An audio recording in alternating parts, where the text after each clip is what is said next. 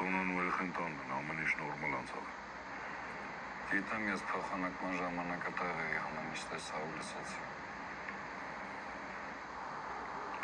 Տենց մին էի, ես քեզ չէի կարել ժամանակ մենակ թողեի։ Դու Հովոյի փոխարեն ինչ կանեիր։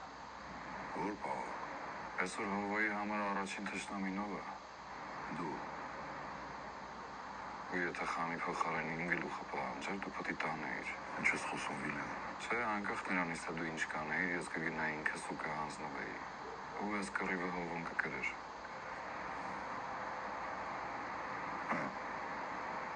Բայց Հովոն իմ փոխարեն ընտրում է խանին։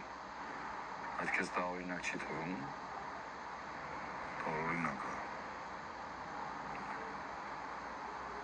Ուրեմն խանը Հովոյի համար ավելի արժեքավոր է, քան ես, որ այսօր իր համար ռեալ վտանգ եմ։ Դու ճիշտ էիր։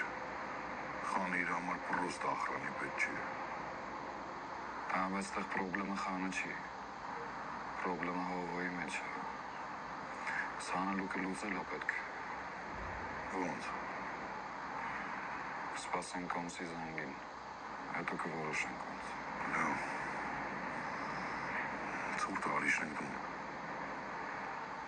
Ես իմ համար նոր տուն եմ գտել։ Դաժե չմտածես դրա մասին Վիլեն։ Չէ, Կոշտ։ Ես առանց քեզ զգրիվը չեմ կրի։ Բայց երկրորդ անգամ քո ընտանիքը վտանգի տակ հաստատ չեմ դնի։ Ես այս որոշումը կայացրել եմ ու ախպերական քեզ խնդրում եմ, որ հարգես այդ։